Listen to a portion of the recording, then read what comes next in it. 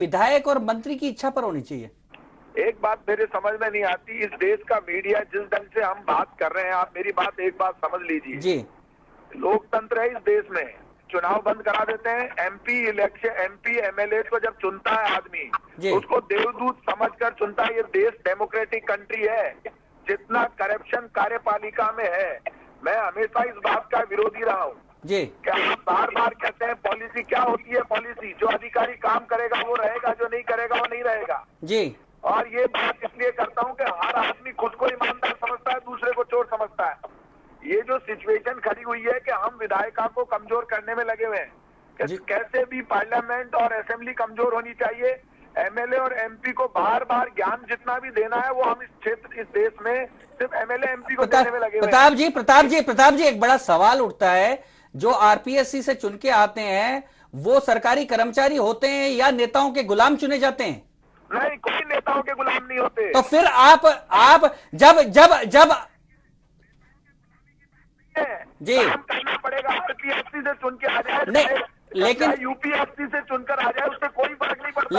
लेकिन प्रताप जी, जिन लोगों की सिफारिश की जाती है, आपकी नहीं माने दूसरे कई ऐसे विधायक हैं, ऐसे लोगों की सिफारिश करते हैं जो कि ड्यूटी पे भी नहीं जाते हैं, वो उनके रिश्तेदार होते हैं, वो उनके खास होते हैं, और ऐसे ऐसे लोगों की सिफारिश की जाती है। जनता परेशान होती है, जनता उनको जब ताले लगाती है स्कूलों में तब वो भागते हैं, और वो सिफारिश के आधार पे होते हैं। क्या किसी आदमी की, एक भाई मेरे को एक बात बताइए, किसी की योग्यता के आधार पर उसकी पोस्टिंग होनी चाहिए या इस आधार पे होनी चाहिए कि विधायक से उसके कैसे संबंध हैं?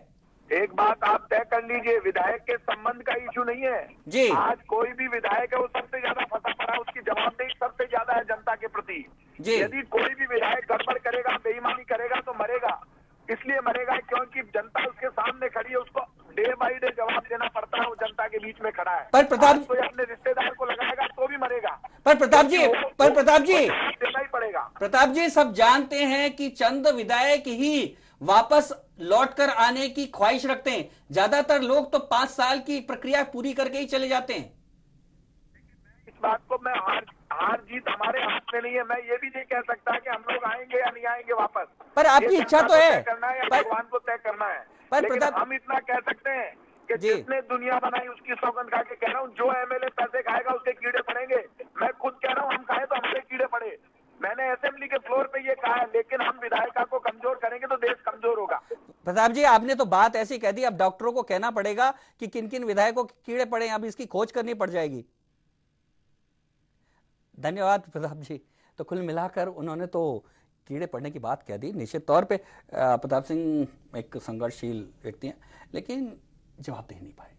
जो हमने बात उठाई कि आखिर में सरकारी कर्मचारी है या विधायकों का गुलाम, अगर मैं किस आधार पे तय हो किसी भी ऑर्गेनाइजेशन में कहीं भी, इस बात पर किसी कर्मचारी की नियुक्ति होती है कि उसने कितनी सर्विस की, कैसी सर्विस की, उसकी एसीआर बनती है, उसकी पूरी अप्राइजल रिपोर्ट बनती है, उस अप्राइजल के आधार पे उसकी प्रमोशन होती है, उसकी ट्रांसफर होती है, उसकी पोस्टिंग होती है, उसको जिम्मेदारी दी जाती है। ट्रांसफर बेसिकली जिम्मेदारी से रिलेटेड मामला है। लेकिन सरकारी तंत्र क्यों कमजोर है, क्यों भ्रष्ट है, तो उसका एक बहुत बड़ा कारण है, वो यही है कि हम सिफारिशी लेटरों के आधार पर कर्मचारियों की नियुक्ति करते हैं। ये अभी का नहीं, ये अंग्रेजों के समय से मामला है। अंग्रेजों की जो चापलूसी करता था, जो उनके हुक्के भरता था, उसको पोस्टिंग मिलती थी, उसको जहां चाहता था वहां रहता था। ऐसे हुक्केबाज काफी हमारे देश में हुए। अभी भी वो मानसिकता जारी है।